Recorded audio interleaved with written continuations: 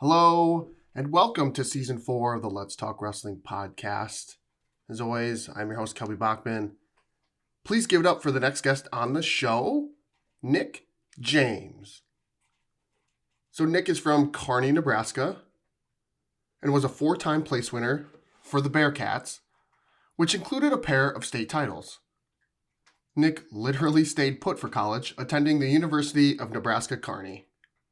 He had a storied career as a Loper, becoming a 4-time All-American and 2-time finalist while helping UNK to a 5th team title in 2025. Nick didn't even plan on wrestling this past season, but joined the team late January and finished as a D2 runner-up. That's some crazy stuff. So please sit back, relax, and enjoy Nick James. In the heart of West Union, Iowa, lies a hidden gem in Euphoria Coffee. Owned by local residents Nicole and Shane Havenstreit, they source everything they can from local vendors. From hot and iced drinks, to savory breakfast burritos, to baked goods, to botany tea, and even homemade waffles, Euphoria Coffee is a place your entire family can enjoy. You can find more information at drinkeuphoria.coffee2go.com or visit their Facebook page. And we also have a special gift just for you. Next time you stop in, you can get a free baked good with a $20 purchase. Just mention the Let's Talk Wrestling podcast. Euphoria Coffee. Our purpose is deeper than coffee. What have you been up to?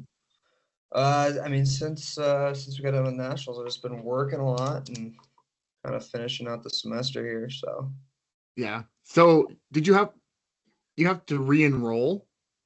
yes. Like, were you enrolled at all? I guess, were you enrolled? No, I had to re-enroll. So I wasn't enrolled in the fall, but when we decided to come back in late January, yes, I had to re-enroll 12 credits to be eligible. You had to re-enroll 12 credits? Yeah, I had to have a full schedule. So I re-enrolled in late January. I'm sure it was one of the last days I possibly could have. And so we got that done, and then it was kind of a crazy turnaround. It all happened within a couple days. So yeah. Why? I guess start with that. What were you doing? I guess what were you doing before that? So the first half, were you on staff? Yes, I was on staff. So I got done in 2024, and then the whole idea was I was going to start coaching. Then after that, they wanted to keep me on, local guy. I wanted to continue to help with the UNK program any way that I could. So, I got on staff this last year, and then I was actually going to events with them. I went to a couple tournaments. I went to national duels and stuff. Couple away duels. I was here for every duel, and I was going into practice probably once or twice a week. So we were doing all that, and then kind of when it got down to the nitty gritty was that St. Cloud duel. So St. Cloud comes to town; they're number one in the nation, and we know we had a pretty good team, and we knew we could compete for a team title before that. But St. Cloud comes to town, and we lose to them by 1 point, and our starting 125-pounder Zach Areta was out. So we lose to them by 1 point, and then we realize how close we are. So we start looking at any place we can get better, or any place that we can get just a little bit ahead. And so then they could start thinking outside the box. And Dalton texted me so the duel was on Saturday. He texted me on that Sunday, and he's like, "Hey, I've been thinking outside the box. What are the odds that you would come back and wrestle for the postseason?" And I remember the first thing that I looked at it, I was like, man, I don't know about this. I've been wrestling once a week. I wasn't in great shape. I was doing 24-year-old stuff. Mm-hmm.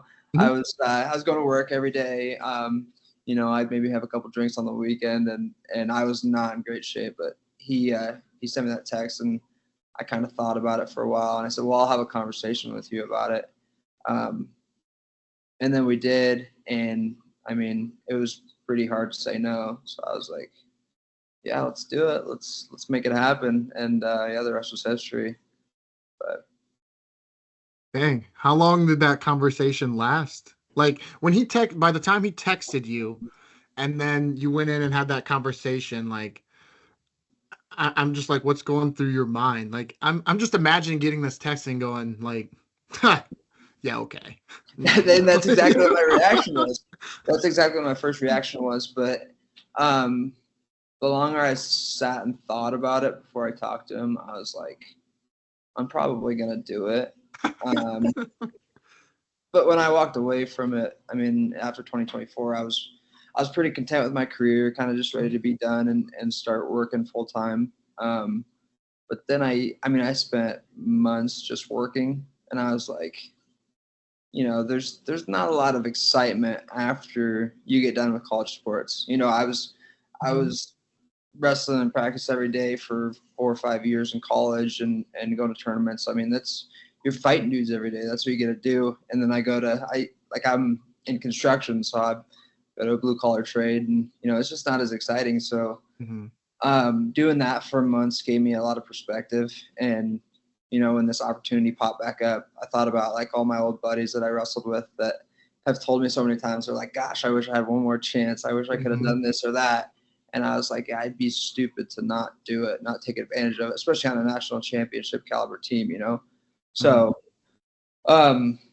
yeah, I just knew that I would regret it, and 5-10 years down the road if I didn't take the opportunity. So, yeah, we pulled the trigger, and it worked out. So, yeah, why didn't you?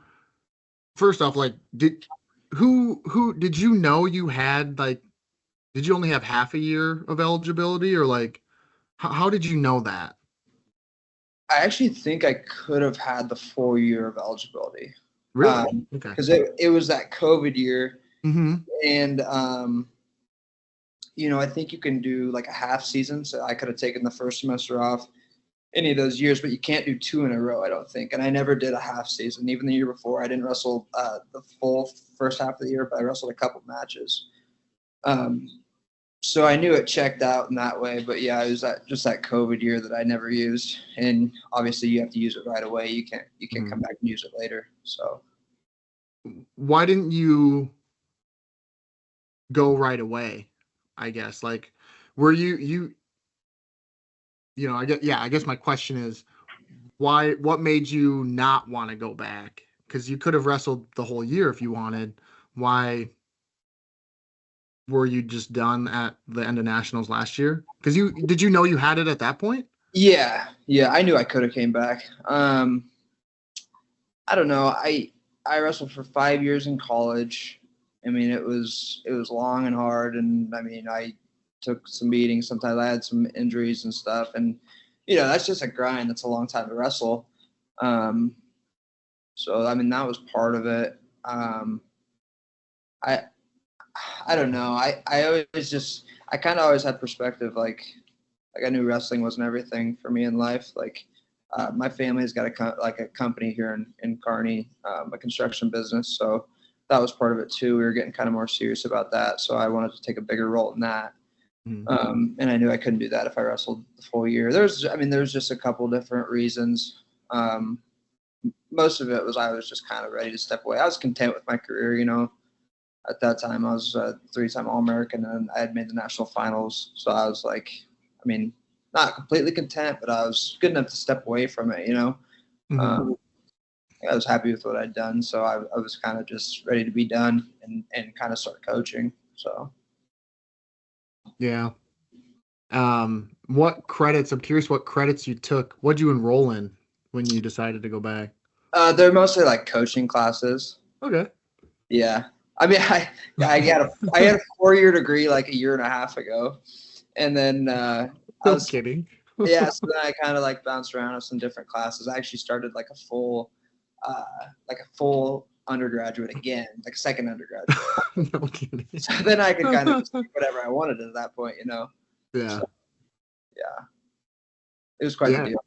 Yeah, because I mean, you're still taking the classes. Like, it's not like you could just bow out right now. I mean, I guess you probably could. I guess if you wanted to, if you wanted to just be like, "Nah, I'm done," you could. Yeah, technically. I think they kind of have some rules against like as far as dropping the classes go, I think that's kind of a no.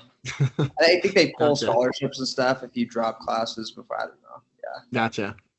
NCAA, all this. Yeah. Yeah. Yeah.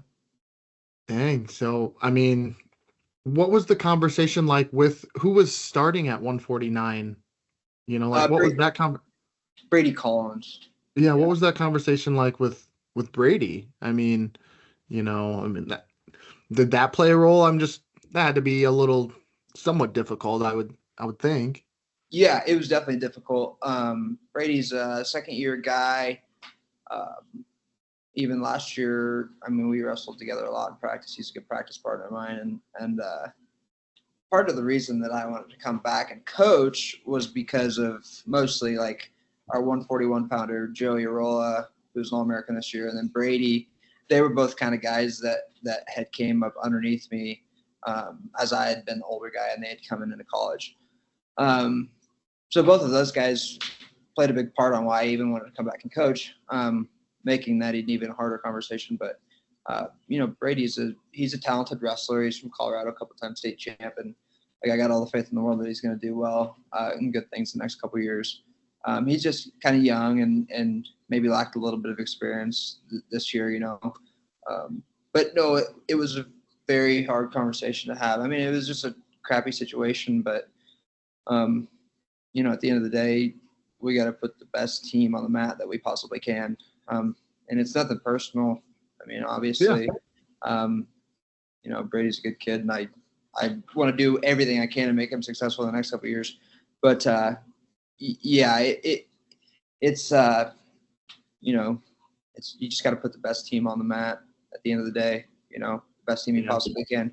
You look at, we're just Division II, but you look at some of the Division I teams, like, man, they'll put anybody on the mat that they think can win. And it's just at the end of the day, like I said, you gotta do what's best for the team. So. Yeah. Yeah, ultimately, you're right. What were you I'm curious, what were you weighing at? Were you even near 149? Kind of. I was probably just right under 165. I've been lifting a lot, eating everything I wanted to. So It was actually a pretty good little spot because I felt big and strong, but I still had to lose some weight, but it fell off me pretty quick. So yeah, it wasn't horrible. Yeah. What was the I was curious what the mindset was going into this national tournament as opposed to obviously the goal is still the same, but was this almost a completely different experience because you didn't have the whole year, the training, the mindset of I'm out here, I'm going to win a national title, that's what my goal is from day one. You were just were you just grateful to be here? I guess I'm just kind of curious what that was like to even be out there competing at the national tournament. Yeah, that's a good way to put it. It was kind of just extra, it was just kind of like a bonus. Like I said earlier, I was content with my career coming off my fifth year. So I came back this year, and then it was just we'll see what we can do. And I'll be honest, I didn't have a lot of personal aspirations. I was there for a team title, and it was freeing. That thought was freeing for my wrestling. It made me wrestle with a lot less stress. I wasn't there for myself. I was kind of just, like I said, I thought of it as extra. Just, I am lucky to be there. Not a lot of people get this opportunity, and I felt I'm not even supposed to be here really. So it definitely freed up my wrestling and kind of relaxed me for sure. But it was, just a lot of gratitude and happiness to be there, really. So yeah. Did you surprise yourself by making the finals again? What was your expectation even, There was no expectation, it's hard to have expectation in that situation. It's like I said, I was probably going to practice once a week before we had decided that I was going to come back. So it was we're going to see what we can do. But as far as expectations goes, I expected us to win nationals as a team. Yeah. Other than that, it was I hope I can do the best that I can. I hope I don't completely gas out on the mat. But no, I didn't go in with a lot of expectations. But I mean, national finals probably exceeded them. Mm-hmm. So. Yeah, I mean, this is just, I guess, just it's unique, because of like that process of your ultimate goal was to be there and win a national title for your team, and like whatever else happened was just the cherry on top. So it's kind of interesting to see you know what you were thinking, what you were feeling. Like it seemed like you went in there and was just like, let's let it fly and see where we end up, and you know. Yeah, I mean that's it. That's almost exactly what it was. I mean, I think one of the announcers was talking about before my match. Somebody told me about this. They were talking about like yeah, I lost my fantasy league, so I had to enter a college open, and that's what it was like. It was just kind of like, oh, let's see what we can do, like we'll try our best and see what we can do. But no, it turned out about as good as I could have expected. I mean, obviously as a team we did amazing, and I look at my own performance. It sucks to get so close and not quite accomplish that goal that I've obviously set for, my entire life. But it's hard to walk away from that and not be happy. So. Yeah, definitely. When you have no expectation at all at the beginning of the year, when the season starts, you're like, all right, I'm here for the guys. I'm going to coach them. And then next thing you know, you find yourself in the national finals. I mean, competing in the national finals, yeah, there's probably not much to complain about, I guess. Yeah. Yeah. So, who was the first person you told, when you decided to come back? I mean, aside from like if you told like Coach Jensen and Sorensen and stuff, but was there like who was the first person? My dad was first. He's also my boss. Oh. So I kind of had to clear that with him. I was like, hey, Coach Jensen wants me to do this thing. What do you think about this? And you have to know my dad. His two passions in life are work and wrestling. So you could imagine it was kind of like he was getting pulled from both sides. But he was like, man, his first thing he said was, I don't know if you can get in good enough shape. I kind of agreed with him, but I was like, we'll see what we can do. But he was probably the first guy I told. And then I called some of my old teammates like Matt Malcolm and Austin Eldridge and some of those guys, and they were all thrilled. So yeah, it was definitely a surreal moment. It was like I had some people that were super happy for me. Some people were like, man, what are your expectations? Because those guys are still good. They're like, they're still good. You're gonna have to go out there and wrestle. And I was like, I know, but we'll figure it out when we get out there. So. Yeah. Your dad was the first. Yeah. I mean, it's funny that he's your boss. I mean, he's probably like, well, we got this job we got to do, and now I'm down a man. That's exactly how it went. He was like, man, we got work to do, but I do like wrestling. So. Well, were you pretty busy like during the winter though? I mean, typically that's, the slower period for construction, but I mean, is that typical for you though? Yeah, we slow way down during the winter, so it actually worked out pretty well. That whole month of February, we had snow on the ground, so we couldn't do a whole lot anyways. So that worked out well. Definitely played into one of the factors. There were just too many things pointing to it that I couldn't say no. Yeah, that was one of them. So yeah. Speaking of Malcolm, he told me this story. As awesome as this story is, and what people are, they're going to see you as a wrestler, they're also going to know you from this. I think you were on like a TV show. All right. And so like people are going to recognize you from this TV show, right? Apparently you like went into this Foot Locker or something, and the manager was being talked to by Marshawn Lynch, and they were going to kick your, they were like going to kick your ass or something. Yeah, basically it was so it was a Thursday night football like ad for Foot Locker, like through the NFL, and we were in Las Vegas for the Cliff Keen Open that year, and we were walking through this Foot Locker. I think it was after the tournament, And yeah, the manager came up to me. Well, I guess all of us, and he kind of asked us, you guys play a sport? We're like, yeah, we're wrestlers. And he's like, I'll body slam all you guys. And little did we know that he was on the mic with Marshawn. And so, he was no bigger than me. And I was like, let's do it then. We're at the Foot Locker in Las Vegas. And so I was like, let's do it. And then he's like, oh, no, we're good. And then so like that was it. We didn't get any other word from anybody else. That was it. We left. And then I kid you not, we were watching Thursday Night Football that week. And, this commercial pops up and they start showing the store. And I'm like, oh my God, I've seen that store before. I'm like, why does it look so familiar? And then it gets a little further in and I was like, I talked to that guy because he did it to a couple different people. And then I was like, oh my God, that's me. Thursday Night Football. I had no clue at all before that. They didn't make me sign a waiver. I didn't get to meet Marshawn or anything. Like, I just figured it out because we were watching football on Thursday. It was nuts. Oh, that's kind of a bummer. You didn't even get to meet Marshawn. That's kind of I don't know. That's kind of shitty, but I wish he would have said it to my face. Oh, I'm just kidding. He would look. That's funny. Yeah. Malcolm said that you like. Yeah, you were like, okay then. Like you were kind of stepping up to him, like, all right, let's do it. Like almost in a half serious manner, like like you were ready. I would have wrestled him right there in the store, but I mean, like I said, he wasn't any bigger than I was.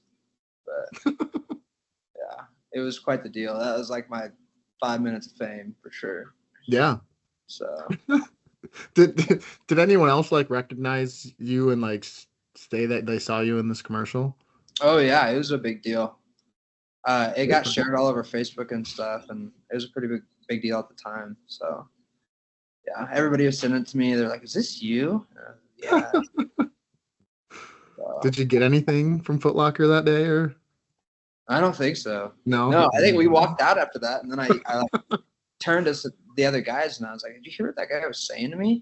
It's so weird." And they're like, "No," kind of blew me off. No, I don't know. Whatever. That was it.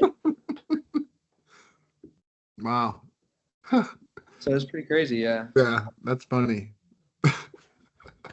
Well, what was that Cliff Keen like? I think you guys were you the only Division II team that went out there? I mean, did you feel, I guess, sort of like an underdog or, like you had a chip on your shoulder because you were a D2 team going up at the Cliff Keen? I mean, that's probably it might be the toughest college tournament right now, Yeah, I think there was one other non-Division I team. It was like Western Wyoming.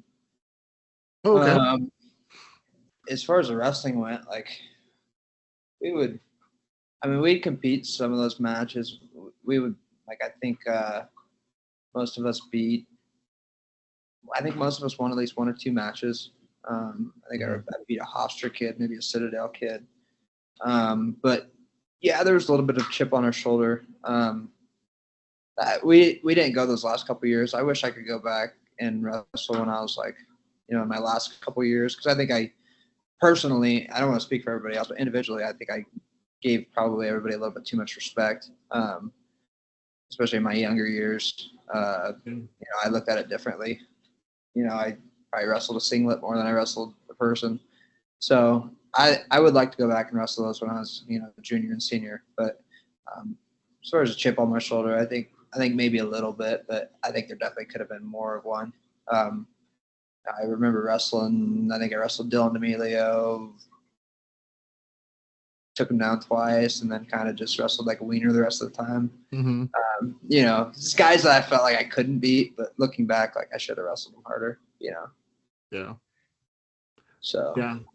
Well, you guys also wrestled Nebraska at least once when you were in school. Yeah. Yeah, you weren't wrestling this past year when you wrestled them, but yeah, you guys came here and wrestled.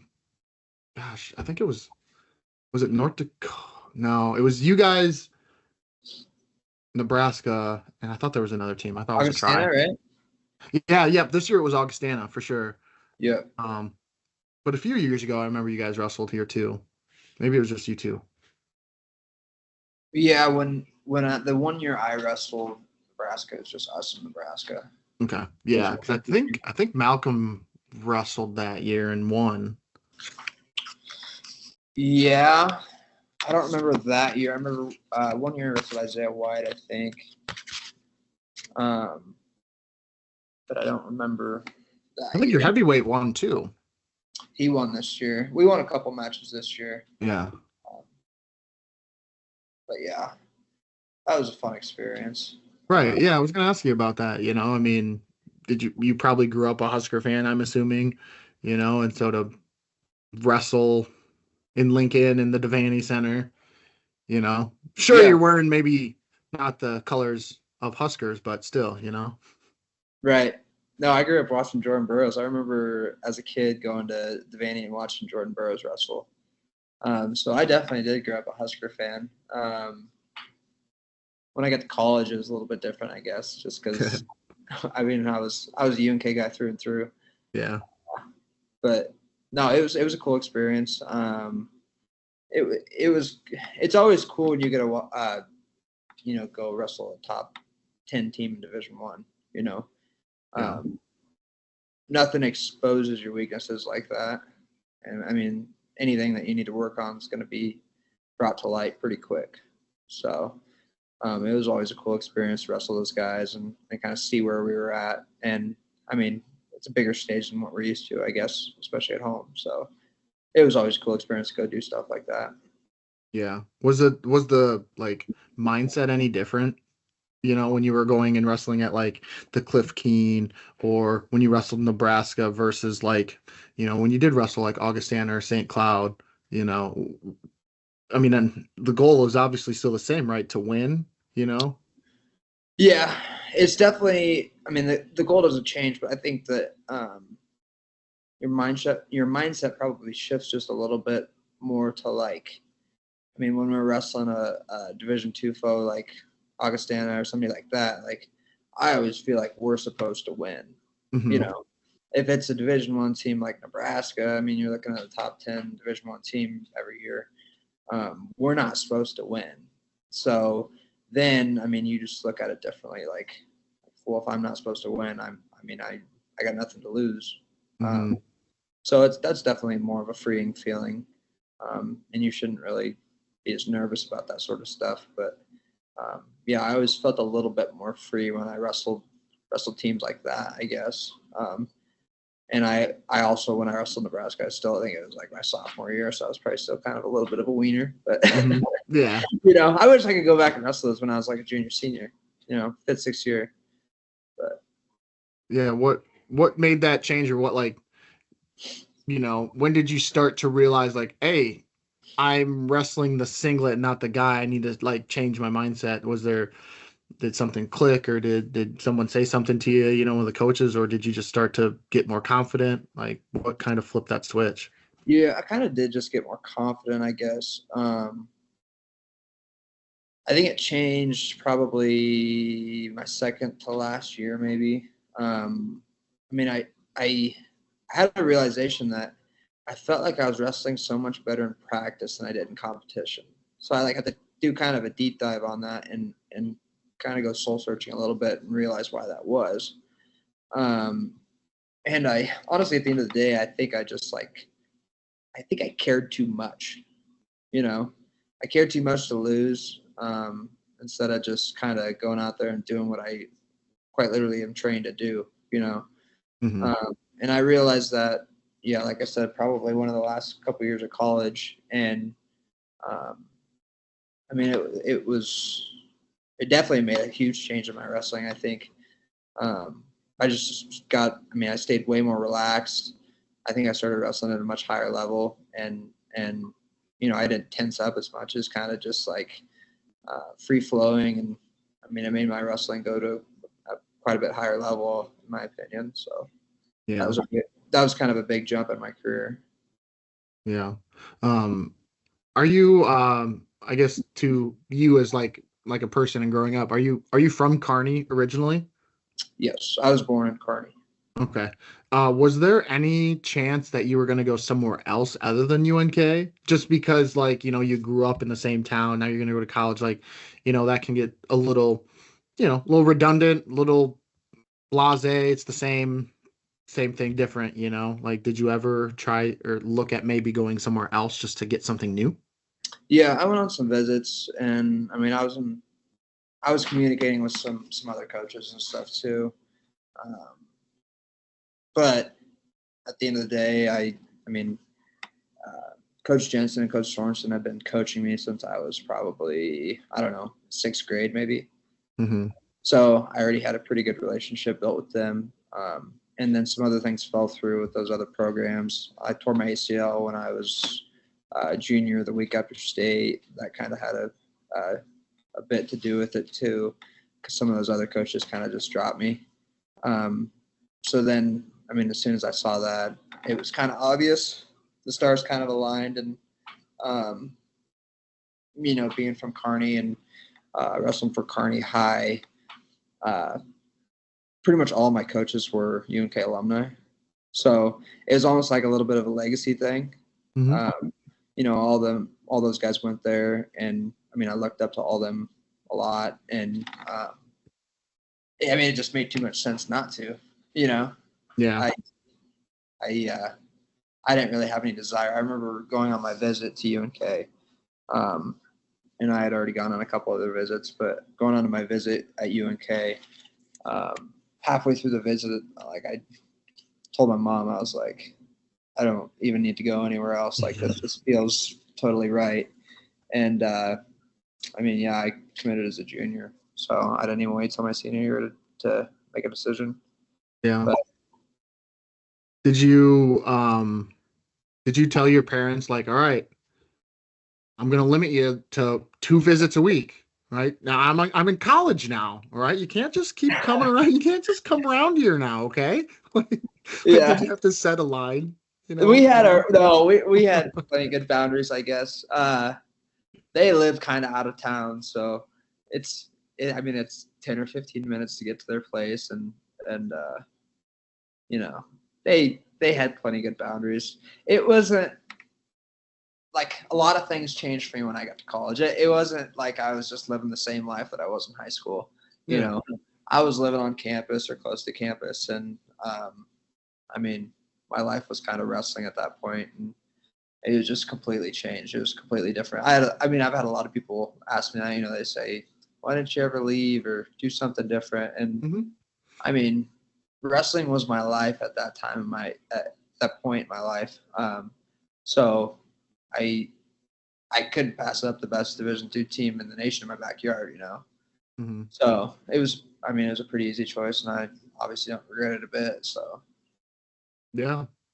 Yeah. I mean, I guess I was kind of trying to see what kind of changed for you, because I had a guy on, this was probably a couple years ago, but he lived in Decorah, Iowa, and he went to Luther and wrestled there. Luther is a D3 school, and it's in Decorah. So he did the same thing, he just went right down the road, literally, to school. And he's like, it was, yeah, his life completely changed too, just because his parents were 5 minutes away. It didn't mean that his life wasn't altered in some way. So I was just curious, yeah, how your life did sort of change. Um, did you go home at all, really? oh yeah, I went home. I mean, not a ton, probably, especially Yeah. when I was 18 or 19, just fresh out of the house. Like, Yeah. I'd probably go home once a week. But like I said, we had good boundaries, and I had to go live a little bit right when I got out of Right. high school. I moved in with I don't know, 4 of my other buddies that wrestled for UNK too. Mhm. I mean, a couple of them went to high school with me, and they were on the same team in high school and stuff. So yeah, it was definitely different. Right. Right. In Kearney, it's like all of campus and pretty much everybody that goes to school there all live within, like, I don't know, 10-block radius probably. Yeah. So I mean, it's almost its own little town right here. I'd go to the closest grocery store that's a couple blocks away from that, and Hmm. I didn't really leave that little block that whole, like, first year of college. So Gotcha. Okay. yeah. Yeah. So you still, like, even though you grew up there, you still were able to get your college experience, it sounds Yeah. like. Yeah, absolutely. It Nice. was, yeah, it was a good change for sure. So, Yeah. Um, did you partially go there because like, did you want to get into construction? Like, was that kind of what you wanted to do? Because that's what you majored in, right? Construction management. yeah, I mean, that had a little bit to do with it. Um, I mean, mostly because of the wrestling. Yeah. I we kind of I kind of knew what I wanted to do after college. Like we kind of always had a plan to. We just started this construction company. I don't know, 2 years ago. Oh, gotcha. Okay. Yeah, so we kind of always had that planned, but when I got closer to like the end of college, it kind of just came to fruition. But yeah, that definitely was kind of just a cherry on top, I guess. But Yeah. technically, you don't need a college degree to do what I'm doing. But Yeah, so right.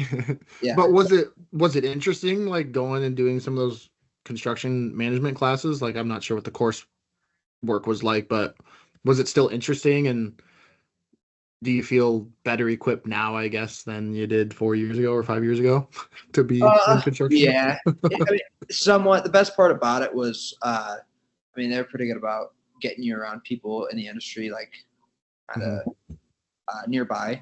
So like it was a pretty good networking thing. We'd have career fairs where I'd go meet with companies that work in the area, or pull guys from the area. So it was pretty good for networking and stuff. And I got to do. I mean, the other nice thing was I got to stick around and work construction in the area in the summertime, Mhm. which was also good just to stay kind of in the circle and stuff. But yeah. Yeah. Did you ever worry about getting hurt? Doing construction, a summer job as, kind of strenuous and as construction can be sometimes. Not really. It Okay. wasn't not when I was like 19, 20 years old. Right. Yeah, That's never true. really like the forefront of your thought when you're that age. It's like, I'm not Yeah. gonna get hurt. I'm invincible. And then you get to like your mid-20s and you're like, oh, my body hurts every day of the week. I guess the reason why I was asking was you said you tore your ACL a week after state. How did you do that your junior year? So that's back when we had state duels, was the week after state Nebraska. So Oh, okay, I yeah. won a state title my junior year. The week Hmm. after I tore my ACL at state duels. So Gotcha. I missed the next 6 months of training just from state duels. Yeah.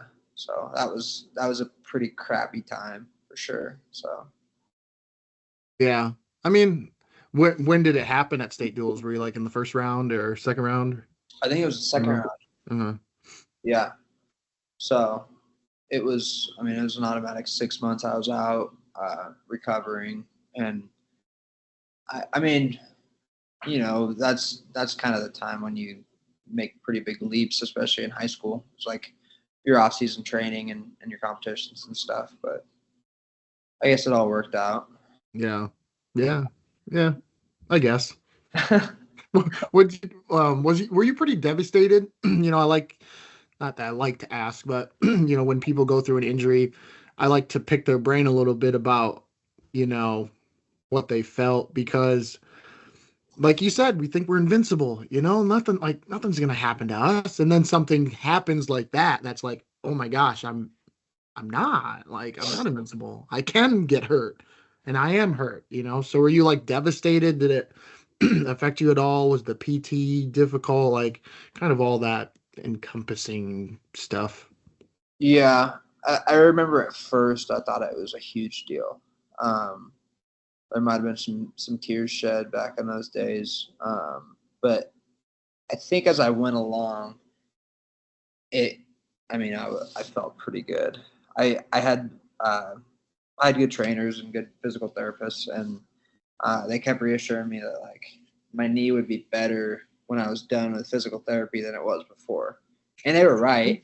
Yeah. They were right. I mean, it was way stronger than it was before, and I've never had an issue with that knee since that happened. So I just took physical therapy super serious. Did everything I needed to do to kind of just knock that out and get healthy again. And then I started wrestling on a knee brace and stuff. And I mean, it came back to me pretty quick. So I'm sure when I started wrestling back then, it probably was a little nerve-wracking at first. Yeah. But, I mean, it didn't really affect me too much. I guess that senior year, I felt pretty good all year. So, Yeah. Yeah. Yeah, I mean, back in the day, like when you used to hear like ACL, I mean, your heart would stop. You're like, I'm done. Like this is like I don't know if I'm ever gonna be the same. Like, so it just we've come a long way, and where it doesn't seem like every ACL injury is different, but it doesn't it doesn't come across as it's an ACL. It's almost like a death sentence. Like I said before, 20 years ago, it was like ACL, man, they're never gonna be the same. yeah. I've seen, So, like, it was like my PE teacher when I was in elementary school. He was probably 65, 70 years old. He showed me his knee. He had he had ACL surgery, and he had a scar from like the middle of his thigh down to the center of his shin. holy shit. So cut him way open, and Yeah. if that's what I would have thought the whole time, I'd be like, oh, I'm done. Like, Yeah. don't fix it, leave me alone. So yeah, I can only imagine back then if you would have had to get a knee fixed up. But no, it didn't affect me a ton. I had other knee injuries later on in college and stuff. Like I ended up having both knees operated on, and I mean, one year it was in the middle of the season I had to get operated on, and that one actually really put. That one had a pretty big effect on me. That was my junior year. I had some meniscus taken out of my knee in the middle of the year, and I mean, it was just so hard to come back confidently. I just had so many negative thoughts in my mind, and I ended up not placing that year. I lost in the blood round. But yeah, that one definitely had a way bigger impact on me than that ACL did. But Yeah, I was gonna actually ask you about that because not only was the junior like it was difficult in that aspect, so I want to just ask you about that real quick. Your injury sounds it was a meniscus. So what happened? You said they removed part of it?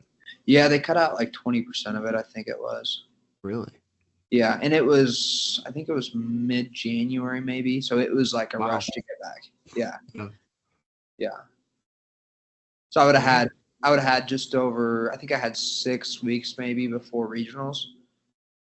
So it was rough. And then actually, I mean, it was crazy. So I got hurt wrestling a guy from Western Colorado, Dean Noble. He's a dude that he's just like, you never know what to expect. He might like try to throw you on your head. He's just gonna bull rush you. And so I got hurt wrestling him, and he just wrestles really hard. And then so those 6 weeks go by, and I go to regionals. The first guy I draw in the first round was the guy that hurt me. So it was kind of like a full circle, and it was like, I had to come back in 6 weeks, and then I'm wrestling the guy that hurt me.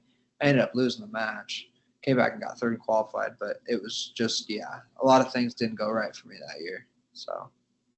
Wow. Yeah. What a match, I mean, you could go into it with two thoughts. One is like, yeah, you could be a little afraid, like, oh man, I might get hurt again. Or, you could go back in with like, almost like blood in your eyes, where you're just going to take this guy out because he hurt you. Yeah. But, well, I was going to ask also, so that was the year, your junior year.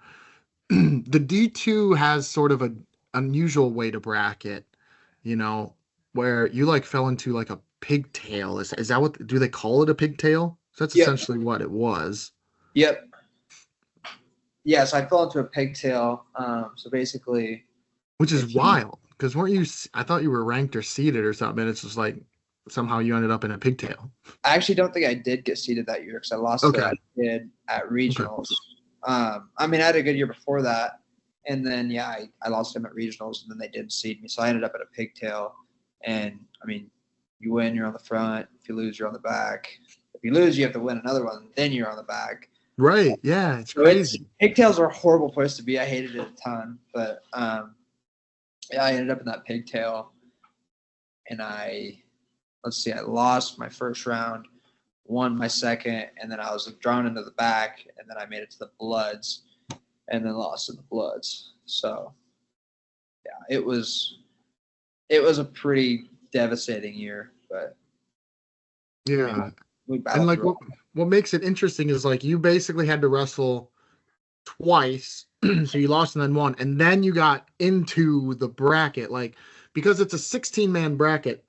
So, in college in D1 anyway, it's 33. So the pigtail's already there.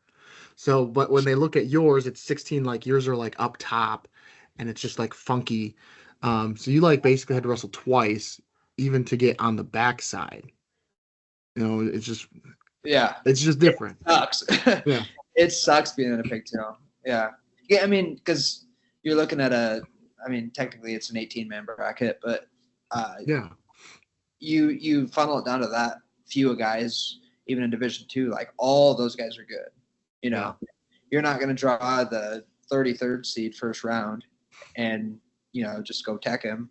Like almost every guy, barring some, is pretty good at the Division II national tournament, So, yeah, even those pigtails, that's why it sucks so much to get drawn into them, is because it's like, God, I'm going to have to battle even to get on the front side of this bracket, So, Yeah. And then not only that, now you lose. So now you lose and you're like, well, I'm not even in the tournament per se like you are, but, and now I'm not even going to win a national title now. Already, boom, just like that, it's done. And now you still have to battle back just to even get in the bracket to place. Like it just could be a roller coaster, man. Oh yeah, national tournaments just always a roller coaster of emotion for sure. That's one of the hardest things to do is to lose on the front side and just have your dreams crushed, and then 45 minutes later have to just pick it back up and go win. So it's one of the hardest things to do, and that's why guys that get third place at the national tournament, that's one of the hardest places to get. So yeah, definitely a lot of emotions that year, probably more than any of the others, but yeah, it's pretty crazy. Yeah. I guess what's the origin of your wrestling? I'm kind of curious where it all started. Your family wrestling, sort of. What's all that about? Yeah. So the very start. So my dad was a wrestler in high school. He's from a small town in southern Nebraska. And he was a state finalist. He never went on to college to wrestle or anything. He's kind of just did it in high school. But I got an older brother, and I think it was when I was in like first grade. He asked my brother and I if we wanted to start wrestling, and we're like, yeah, we're two squirrely little kids, get some energy out. But that's how it all started here at the local program in Kearney.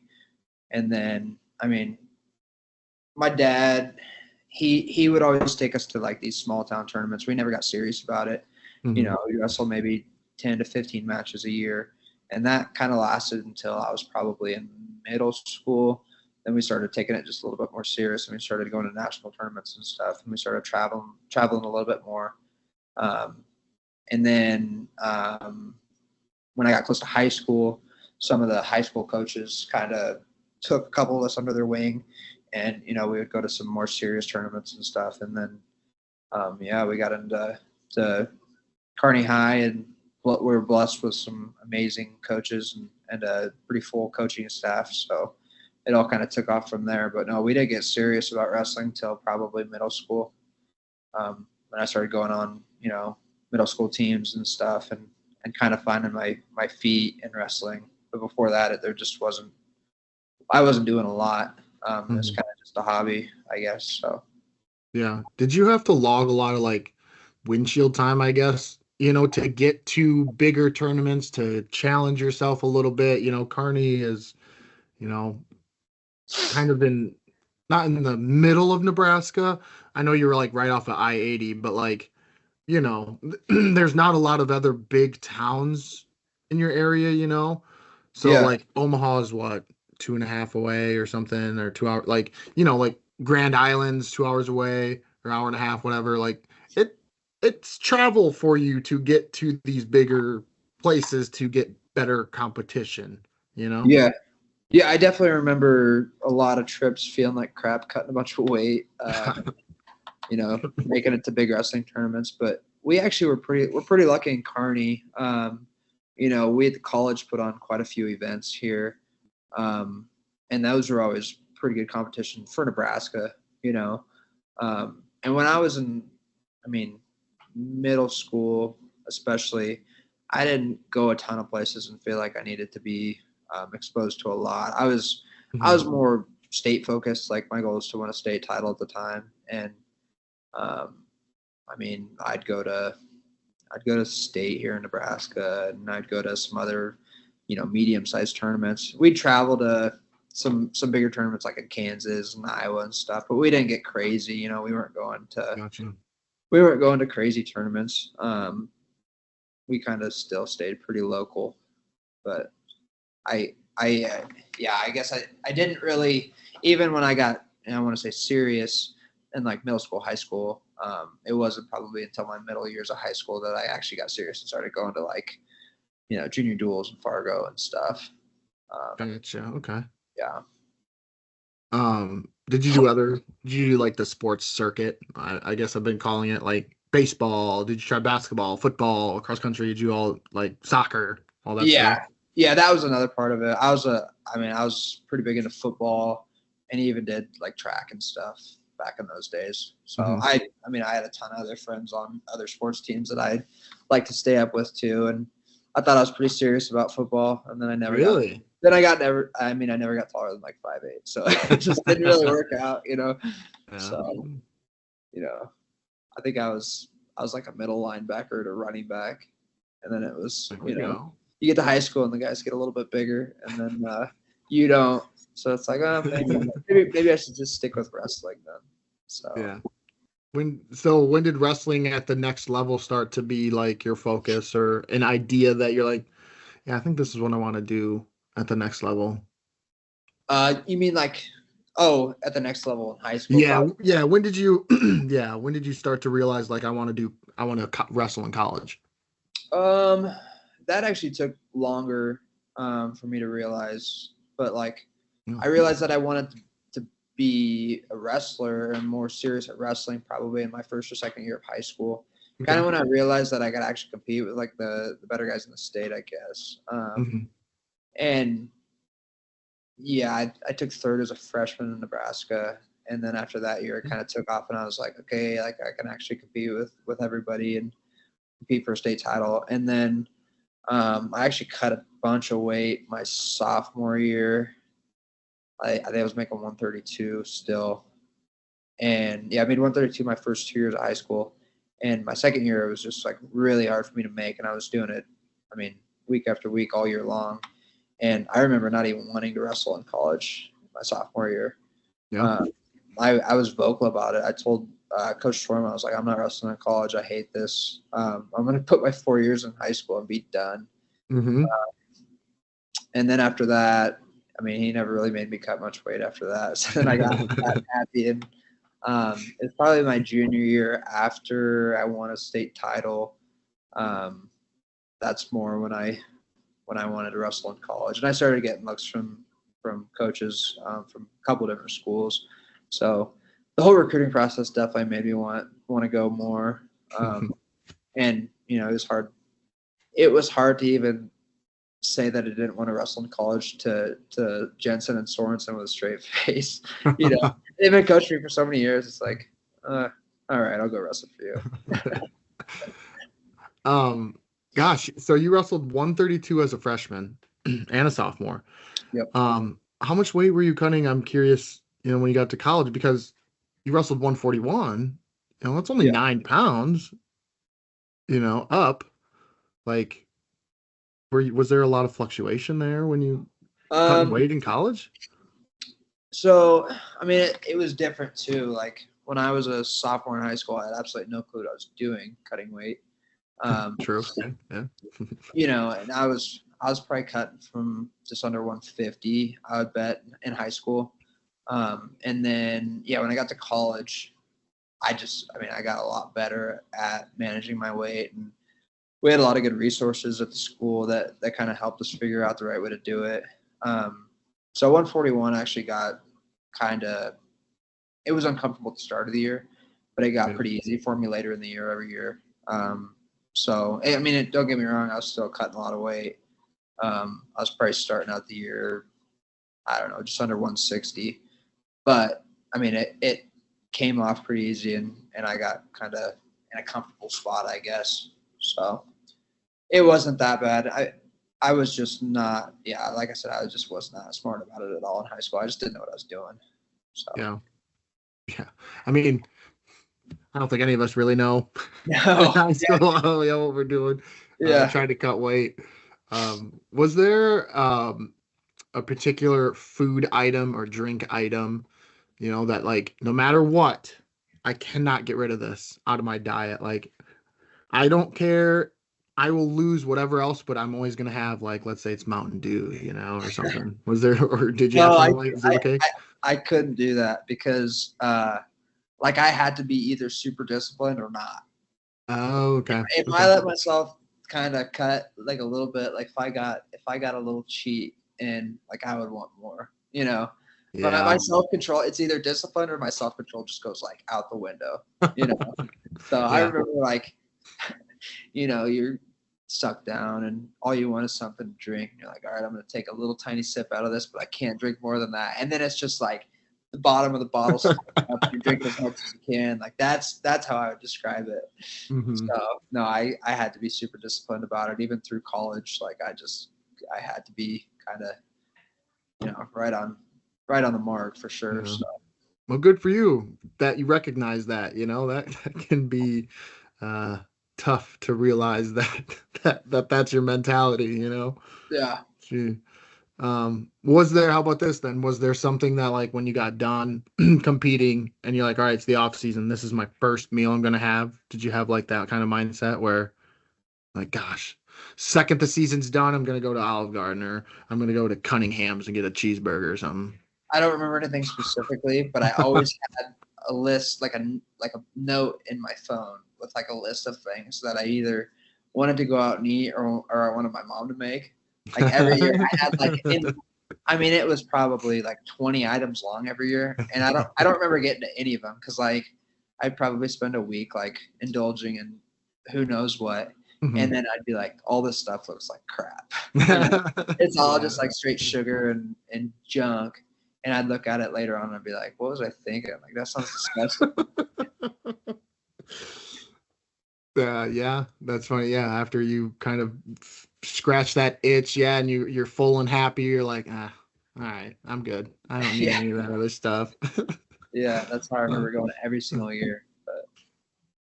Yeah. Speaking of Kearney, and you go into high school there, they qualify all 14 kids this year? Yeah. Yep. They jeez. they always got a good high school team. I think they got tons of kids out every year. I think they start with like 80 kids. Whoa, are you serious? Yeah. Wow. So they I don't know. Wrestling's popular in Kearney. Is it? Okay. Yeah, it's a big deal. The MatCat program has always been. We've always had a ton of kids in the MatCat program, and then I think we retained some of those kids, but I think it kind of gets popular again in high school. They always have a pretty successful team, and Ryan Bauer's the head coach now. He does a really good job with them. So, I think it's just part of it. High school sports is a cool thing to do sometimes. So they get a ton of kids out, and they do well with them. So they had a good year. Yeah, 14 kids is crazy.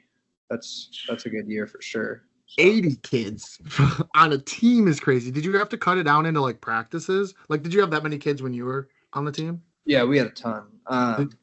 We did a lot of 106 through 152, you're on.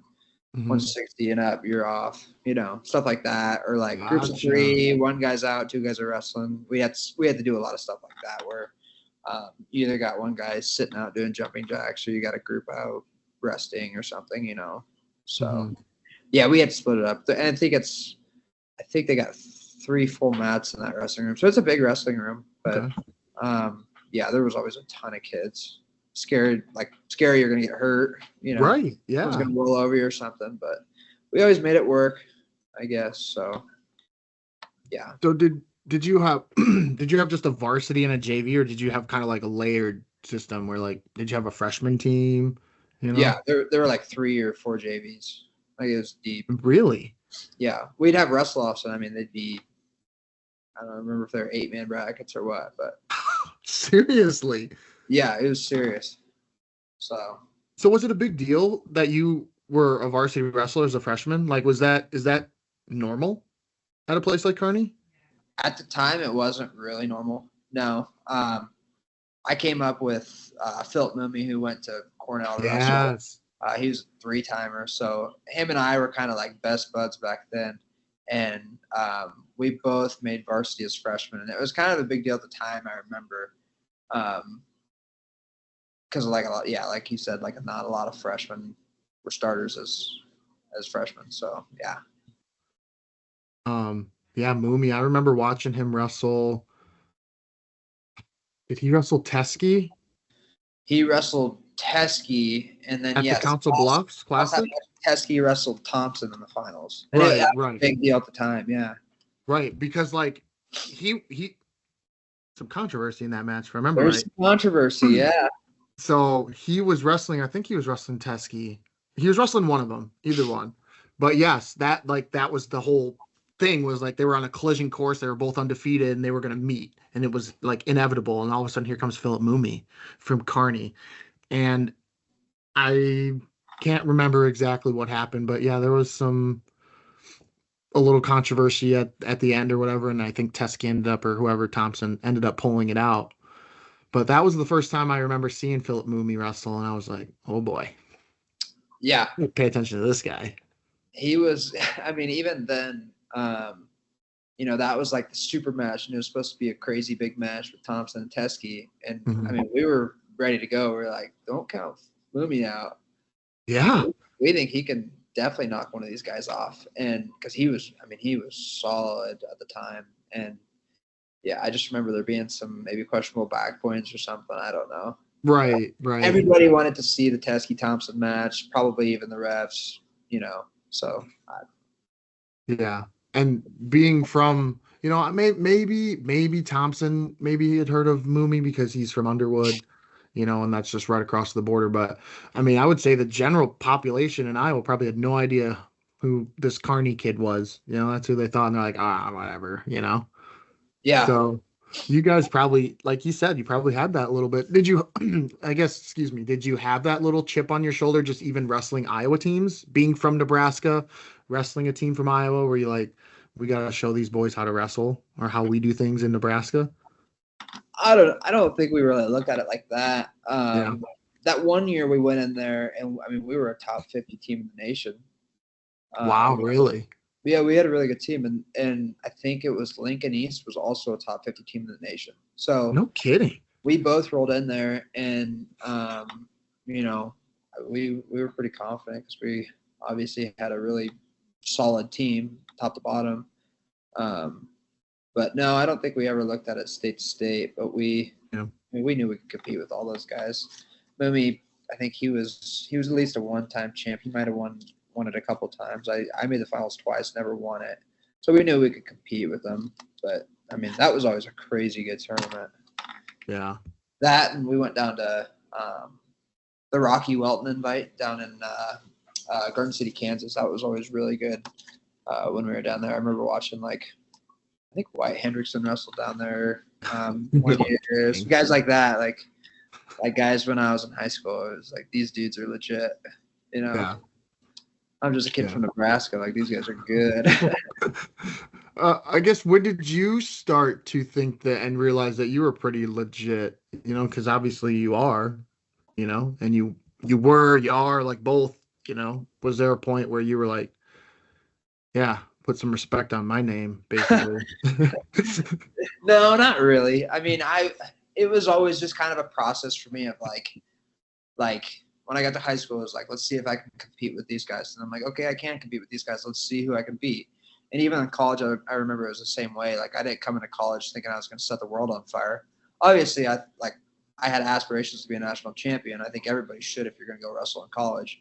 But, right when I was a freshman, I'd go in there and I'd get absolutely murdered by, guys like Wesley Dawkins, who was a multiple-time All-American, guys around my weight that were really good. So, I definitely never got too big for my britches. But I started beating some guys that I was like, okay, that guy's decent. That guy's a little bit better. Maybe I can do this. And then, you put together a full good year, and then you become an All-American. And then you start to believe a little bit more and a little bit more. So, no, it was never I never completely thought I was on top of the world, I guess. You just kind of put together good seasons, and then you can look back one day and be like, all right, I did okay. Yeah. It's definitely humbling when you're around so many other great guys, Mm-hmm. like the amount of times that I got beat up by, your Matt Malcolms and stuff like that. It's like, you think you're good. You might be okay, but there's always a bigger bear, I guess, and it definitely puts it in perspective when you're on a good team. So. Yeah. Did you ever give some beatings to Malcolm too? No. No? Yeah, you. Yeah. No. Don't be modest. He was like 3 weights. He was like 3 weights bigger than me, and probably 2 or 3 years older than I was. So he was like my big brother. And I'll never forget when I wasn't even a true freshman yet. I was maybe starting preseason or something. And it was a lift. It was just a lifting day. We weren't even going to wrestle. And Matt Malcolm grabs me, and I just met the guy. And he's like, hey, you and we're going to go wrestle for a while after this lift. And I was like, okay, I'm not going to tell national champion that I'm not going to go wrestle with him. We'll go wrestle for a while. So we started to drill for a little bit. And he's like, all right, we're going to go first to 25 live takedowns. And mind you, this is like preseason practice. I wasn't even expecting to wrestle. And I'm like, all right, we'll go first to 25 takedowns. I kind of thought he was kidding. So I thought we'd get to 10, and then he'd be like, all right, we're done. Mm-hmm. No, we weren't done. He proceeded to murder me, and we wrestled for an hour and a half, and he took me down 25 times. And yeah, I left with my tail between my legs for sure.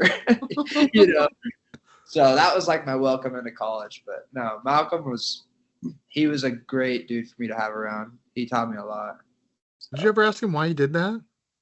No, that was just the norm back then. That was your welcome into college. And I mean, it was probably the best thing for me, walking in maybe a little bit cocky for a freshman, and, you just get beat down. It definitely puts it into perspective where you're at right away. And mm-hmm. I mean, you start at the bottom and you earn respect on your way up. That's just kind of how college wrestling works, so. Yeah. Did you feel prepared then as a redshirt freshman to go in? Because you did, you All-American as a freshman. We talk about how you're a freshman place winner and varsity spot, holder at Kearney, which was tough. Being at UNK, a Division II program that's really good, and you're a freshman and you're an All-American. I mean, that's good stuff too there. Did you feel prepared, ready, the whole 9 yards of your first year? Yeah, I think so. I don't know. I did.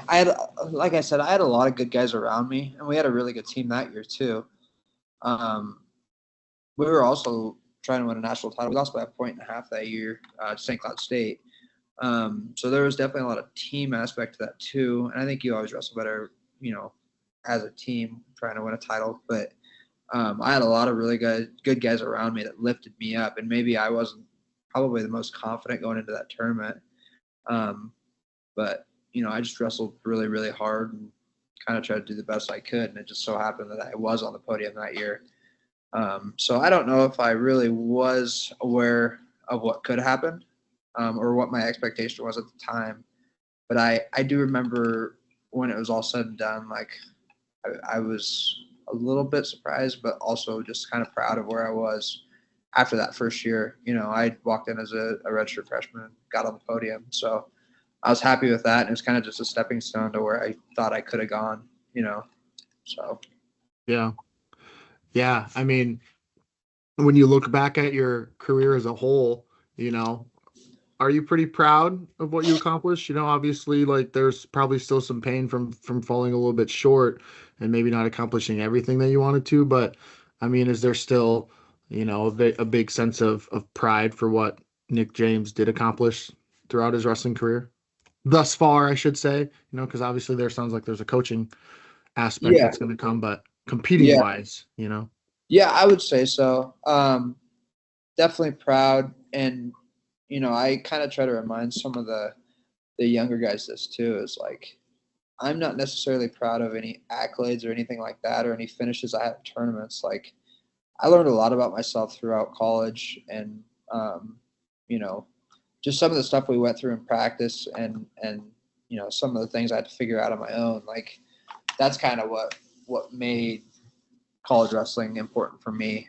Like I loved just going into the room and scrapping and just either getting beat up or beating somebody up. Like that was what I lived for in college. And I think that probably did way more for me than any tournament ever did. You know, like I had to figure out, um, how to make the right choices all the time, how to make myself the best version I could physically and mentally, and that changes you forever. So that was probably the biggest part of college wrestling that I'm proud of, is just kind of who it made me become rather than what I ever accomplished. And that might sound a little bit cliche, but like I really do mean that. Like I don't really look back and look at the accolades or whatever. Maybe I did accomplish, but it's more what I took with me when I left, honestly. So Yeah, and I think that what's even more astonishing on top of that is, again, because you're from there and you could have easily at any point went home to mom and dad, like you could have found comfort and solace at your home, you know, but it sounds like you did the hard thing, and you found out who you were on your own, like I said, you very easily could have just went back and talked to your mom and dad about, which no shame if you do and you do talk to them, but it just would have been easier because you were so close, but you were able to basically, mold yourself into this person. Obviously, they probably helped and you talked to them, through this, but yeah, you know, yeah. I mean, Coach Jensen always reminded us throughout the years, is like, this is your career, and you're gonna. I mean, he basically says, this is your career. We're not gonna hold your hand through it. We're here to help you. He says, we're here to help you, but you're adults, and you got to rely on each other, and you got to make your own decisions. And I mean, I really bought into that, I think, and I think that's a good way of looking at it. He treated us like adults throughout the whole process, and some guys couldn't handle that. Maybe some yeah, guys left a lot on the table that they could have used to accomplish things that were great. But I mean, I think at the end of the day, it made a lot of good men. Just the process of that, and buying into that, and making your own choices, and deciding to go work out extra and do hard things, and kind of do what you felt like you needed to be successful. Like I think that molded a lot of us into better people than we started or began with. So yeah. yeah. Did you have a difficult time juggling school and sports, wrestling, and maybe you did intramurals? I don't know, maybe you did intramural dodgeball or something, but did you have a hard time juggling those, being a Not student really. athlete? No, okay. Yeah, no, I don't ever remember a time that it was like too stressful to get all my stuff done. You know, Yeah. I my program wasn't extremely difficult, so I mean, I was in the library quite a bit, but no more than anybody else, I guess. So And do they don't do like trimesters, do they, or whatever? Like, are the classes like a full semester? Like Upper Iowa, for instance, I think their classes are like 12 weeks, 8 weeks. yeah, they're So, just 2 semesters. okay. Yeah, yeah, Okay. And that's what's nice about D2, and D3 and these other schools. Like, um, the smaller class sizes, the more intimate setting with the teachers, you know, it really works for a lot of people. Did you ever think about going D1 at any point? I actually I talked to Nebraska briefly Mhm. my junior year of high school, um, but it didn't really work out. I think I was going to go on a visit, and that's about the time I got hurt. And we kind of just stopped talking, and then it was pretty obvious where I wanted to go after that. So I Yeah. considered it for a while, but I honestly think that Division II is probably a better fit for me. I spent a lot of time like working and stuff too. At the same time, I was competing, which Really? yeah, I mean, obviously all summer I would work, and then when we started our own company, like I was working quite a bit still, and kind of juggling that in school and wrestling all at once, which at the end of the day, I actually think kind of helped me because I kind of had something over here to take my mind off of wrestling. Like it wasn't just wrestling all the time, and I was busy, but it was kind of a good busy, if that makes Mhm. sense. Yeah. Yeah. Aside from work, what else did you do to take a break from wrestling? Um, gosh, it'd be such a grind, especially at the college level. Like, I can attest to it. I wasn't able to do it, um, but just doing this and talking to people, like, God, it's a grind, man. And so you need to be able to take a step back. Some people love it, and they're just like, nope, I'll just wrestle all day, every day. But for you, did you have something to, besides work, again, to Yeah, right. relax, just fucking take a break? Yeah, there were a couple years where I was just completely obsessed with it, and that's like all I did. But Yeah. there were a couple years where like me and my buddies got super into hunting in the winter time. Okay. Yeah. So we'd go hunt. We would do some thermal hunting, like coyote hunting. So it was kind of fun. We'd do that during the winter. Hmm. And like if we had a weekend off, we'd go do that the whole time. And it was also kind of nice. Like it just kept my thought off of cutting weight too. Yeah. It got me out of the house. We do stuff like that quite a bit. But that was probably second thing to just completely get away for a while. Hmm. So Does either Sorensen or Jensen, do they put their shoes on every once in a while and see what they got left in the tank, or?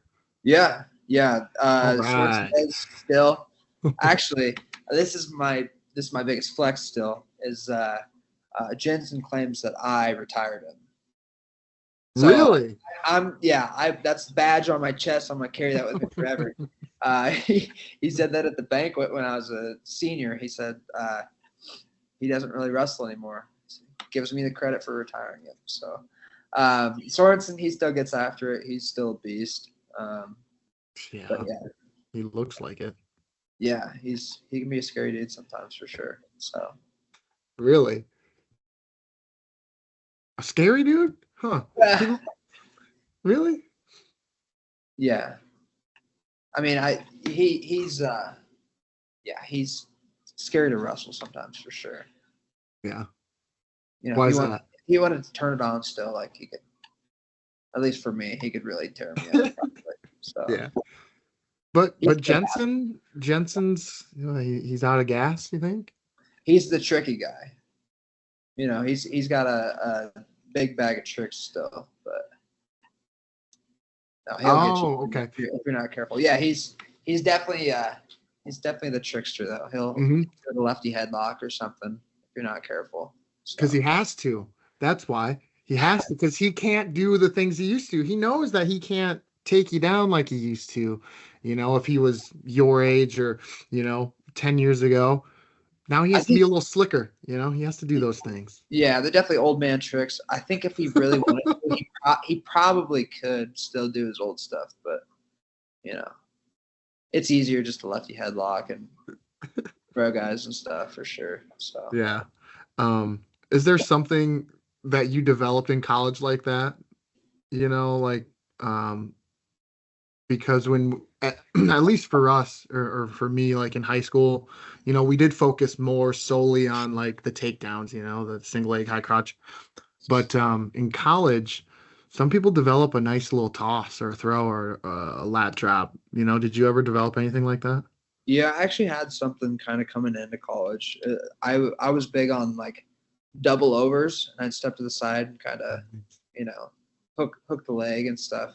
I watched Destin McCauley do it in the national finals when I was in high school, and I Yes. thought it was the coolest thing ever. So I started doing it actually pretty early in high school, and then it kind of just developed throughout my career.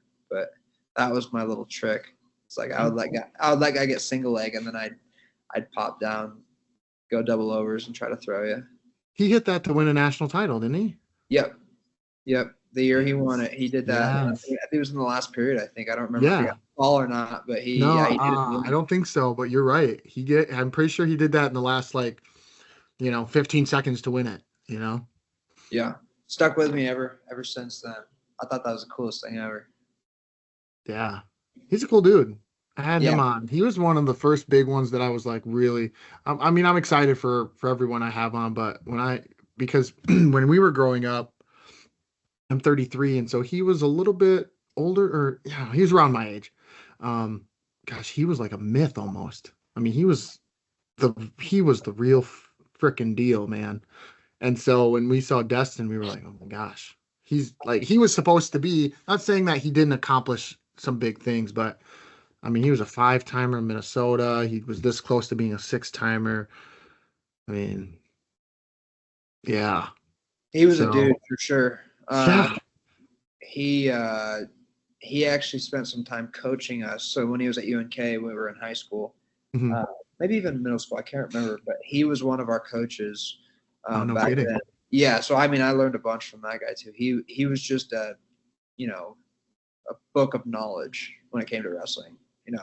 He knew Yeah. so much about wrestling and positioning and technique and stuff. Like he taught us a ton. So yeah. Yeah. So, are you officially done, retired, like Nick James, shoes on the mat? Yeah. Okay. Unless if we could find what would be a 7th year. I think I got hurt once, so I don't know. Maybe we can apply for medical or something. Yeah, no, I'm like completely done. Unless if they release a new rule or something, we're done. So No freestyling or no, I don't really have any desire to freestyle much or anything. Maybe if a couple years if I really get the itch, but I doubt it. So no, I'm done. I'm excited to kind of like really sink into my coaching role now. Okay. Yeah. I really enjoy coaching. I think it's a whole different dynamic than competing, obviously, and I think I enjoy it probably as much, if not better, than competing. So I'm excited for that, and I try and kind of still do some things for all of Kearney wrestling and try to help out some high schoolers from Kearney and around the area, and maybe some youth guys here every once in a while. So it's kind of nice for me just to be able to do some of that stuff too. So Yeah. Is there a level that you're most intrigued by that you want to coach? yeah, I'll stick with the college Okay. for the time being. That's my plan right now. I'm I think officially back on staff. I should probably check with Coach Jensen, but You probably should. no, yeah, we've had it, but yeah, no, I'll stick with the college for. I mean, as of right now for the time being, but that's definitely while I'm still in this mindset. I want to do as much with those guys as I can, kind of while I'm still young. Still wrestle with those guys here and there. And then, you never know what could happen in the future. But, yeah, I feel like I want to do everything I can for all of Kearney wrestling, kind of give back a little bit. So, Yeah. Well, I don't know what more you can do. They're a freaking well-oiled machine out there. I guess, the next thing they need to do is like ultimately get to the top, but I mean, holy cow, they're tough. yeah. Kearney is blessed. I mean, we have everything you need to be a good wrestling team at the high school and college level. We got great community support. We have amazing coaches through every level. I mean, you have great guys at the high school. We got college guys in there ex-college guys that help with the high school, and then obviously our great coaching staff at UNK. So, from top to bottom, we're pretty lucky in Kearney. So even at the youth level, Billy Higgins, a couple time All-American. Yeah. Heavyweight. He was 84 pounder. Oh, who am I thinking of? That was the heavyweight. Harrington. Harrington. Yep, he's a Kearney boy too. He helps out with the high Higgins school. Harrington. Sorry. Yep. So, yeah, we got all sorts of guys sticking around and helping out. So, yeah, Kearney wrestling isn't going anywhere. So. Spread the wealth, man. Just keeping everyone there for yourselves. Yeah, Kearney's a great community. It's hard to leave for anybody. I mean, yeah. Yeah. Well, and they built that new facility. Yeah. I mean, come on. Like, we were in there a couple days ago. It's awesome. It's huge. Yeah. I think they have on only half of it, they have 8 basketball courts. So yeah, it's going to be a really cool place to hold all of our events now, and yeah, it'll be pretty sweet. So. Dang. Last question here before you let you go. What was it like to wrestle in the national tournament, having that team title wrapped up so quickly? Like, obviously the goal is to win the title, but and you want things to fall into place, but my God, you guys just got out so fast and so furious. I mean, it was over.